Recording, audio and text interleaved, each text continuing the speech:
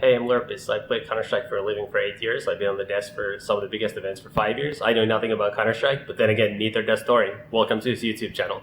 Back in August of 2016, Valve introduced the coaching rule change, where beforehand, a number of teams had coaches who not only could obviously speak at any point in the game, they were on a headset, but actually some of them were using that position to in fact be the in-game leader. Now, not in the most literal sense of they weren't actually themselves inside the server, they were spectating, but they were taking the role of the in-game leader, calling the strats, calling mid-rounds, setting up what people might do individually, and some of that responsibility, only with certain teams, had been shifted over to the coach. Now, Valve came along and decided, funnily enough, in response actually to the same coaches asking for more resources, like asking for their own PC at majors and the ability to spectate in game and not have to walk behind people with a headset on.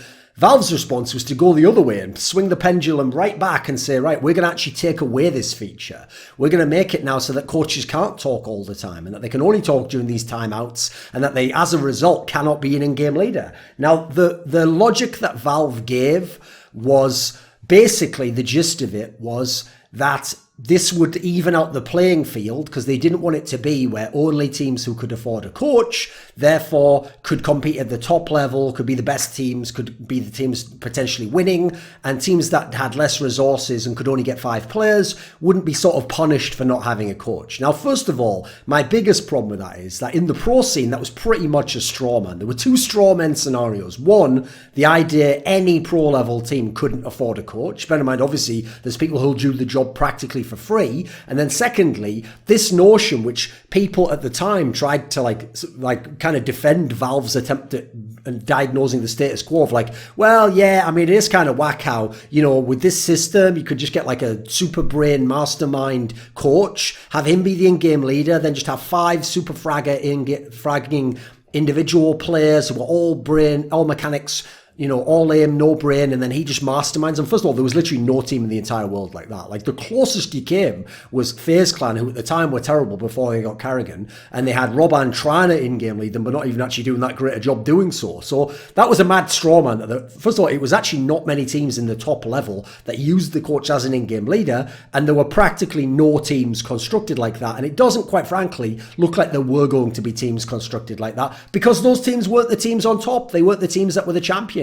Also, the other part of this logic, which I already personally found highly faulty, was this angle that, you know, because only top pro teams can afford them, basically what Valve's saying is it's now overpowered, it's OP to have a coach, right? If you don't have a coach, how are you going to compete? This makes me really wonder how much Valve understands esports, because when I talk to them, they might understand Counter-Strike the game and their casual community and have a little bit of insight into the esports scene, but I often get the feeling, and this actual move lines up with this very heavily, that they still act as though their pro scene isn't a professional circuit, right? The reason I say that is, to me, I know who the top 10 teams are. I know who the teams after that are, because there's a whole circuit.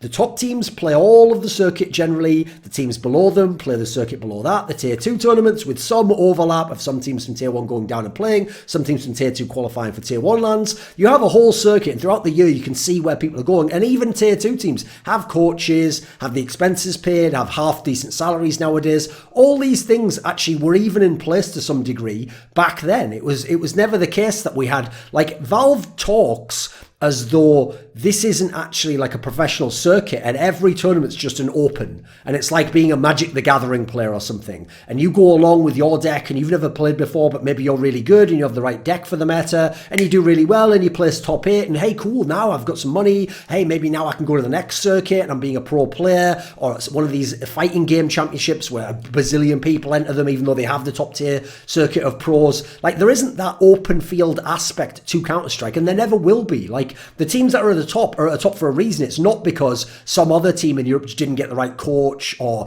you know, was lacking a little bit of resources. It's because those players typically aren't as good because they tend to rise through the scene. So that's funny, because it reminds me of the way that noobs often talk about esports, as in people who have no real experience of it, where they would ask me stuff like, all right, so are you competing in the tournament? I'd be like, well, no, I'm not a pro player. All right, so you don't play if you're not a pro. It's like, no, only the top players play. Like, that's asking if I'm going to work at the NFL, are you going to play as well? Well, no, I'm not a fucking NFL player, am I? Like, There's a massive distinction between talent and the players. So the point I'm bringing this to is that I don't think it was ever actually the case that having a coach was overpowered in this sense. I think that was a mad straw man. But it's definitely not the case now.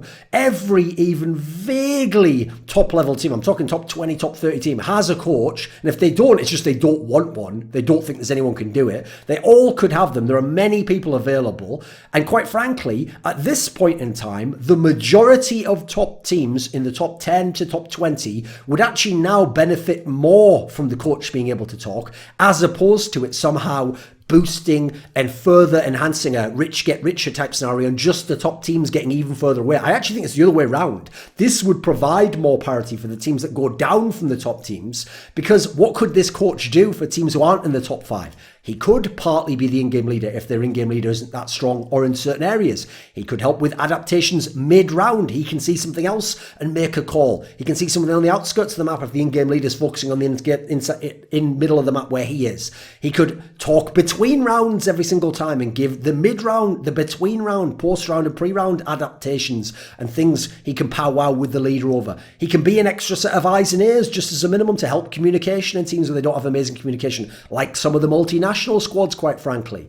So one of the reasons that I make this video that Astralis proved Valve wrong is because Astralis to me represent those elite tier teams who have an excellent coach, but actually it's not that their coach being allowed to speak would make them overpowered. It's that coaches not being allowed to speak has made Astralis even more overpowered than they already would be. Because think of it this way, which would Astralis, relative to every other team, gain more of an edge from? If Zonic could also talk during every round, when they have already the best in-game leader in Counter-Strike, tactical in-game leader, Glaive, or would they gain more from only Glaive being allowed to speak all the time, as is currently the case, and Zonic being able to speak in timeouts? Now, Astralis is clearly, they've already shown this. They are so far ahead because they not only have a great coach, but they have the best in-game leader. So they've comboed it to make it so actually it would help other teams to have a coach who could talk in-game to help try and even up some of the disparity. Whereas Astralis wouldn't gain that much more having Zonic. Like, think about one of the all-time great teams that did have the coach as the in-game leader was obviously the Na'Vi team that was directly hit by this move, because at the time, Starks was their in-game leader, not Zeus, which is why before this move, they'd cut Zeus and brought Simple on because they thought, we've got Starks as in-game leader, he's doing a fucking amazing job. Imagine the Starks-led Na'Vi going against this Astralis. Already you can see how having a coach who could have that role and then have a Zeus in-game, how fucking amazing would that be? Plus, if you had someone like Guardian as an AWPer in that kind of a system, and then with someone who can look at all the POVs, who can focus on the macro picture while you focus on the micro, and can help move this guy around, that could be something that makes up for the disparity between Guardian and Device in terms of being mobile AWPers, in terms of making adaptations that AWPers like Guardian can don't typically make, but which Device has been able to make. Another advantage that Astralis has had. That doesn't come, quite frankly, from the idea of like, oh, if you had a coach he talked that would happen. No, not as much. A lot of that's on Device and then Glaive. Now you look at the other teams at the top of the scene at the end of last year, every single one of these teams would seemingly benefit if they had this potential or this option in terms of the coach. So FaZe might still have Karrigan right now if the option had been bring in a coach who has a different tactical perspective to Karrigan and have him be a different set of eyes and then mix and match between the two. Pick when it's working for Karrigan, have that guy come in when it isn't, help him tweak Karrigan's game, maybe redevelop Karrigan's game. That could have been something that could help them still have, at the time, their world-class in-game leader. Team Liquid with Zeus. Nitro did a good job in-game, but if Zeus could have talked in the middle of rounds and after every single round, think of the emotional management this guy could have done. That was one of the problems with this team. Sometimes they need to be fired up more. Sometimes players were too emo. If he'd have been able to talk all the time, he could have helped manage this aspect, something that the Astralis players don't seem to suffer from because they've done a lot of their work before the game and with their sports psychologist. This would have been a way actually to bridge the gap between some of the advantages they have that other teams don't have. Other teams don't have fucking sports psychologists and stuff, but because it doesn't impact the game directly, and Valve doesn't have a say whether you have one or not, they get to have those edges. This would make up for some of the edges. It's the opposite. It's counterintuitive to what Valve's thinking is for this. Likewise, if MIBR could have had Yanko talk every round, or maybe even in-game leader maps that Fallen wasn't comfortable in, with the talent they had in their squad, don't you think they could have done a better job? They could have eked out a few extra wins. They could have had a little bit more parity against certain opponents, because all well and good telling people what to do before the game, their instinctual reactions in the game will still sometimes betray the overall game plan. So personally, I think having a coach who could talk all the time or most of the time would actually benefit the lesser teams more than it would put the top teams ahead. It takes some of the weight off the in-game leader, because at the moment, quite frankly, the most OP thing to have in the game is something that all the top teams have and that the lesser teams don't have, which is an elite, veteran, mastermind in-game leader of some type. Some sort of in-game leader who's done it for a long time, he's been very good for a long time, or at a high status for a long time, and can manage the whole role himself. So basically what existed before we ever got coaches anyway. So you look at the top 10 over most of 2018 or periods of 2018, it is filled with veteran game leaders, and for this very reason, in my opinion.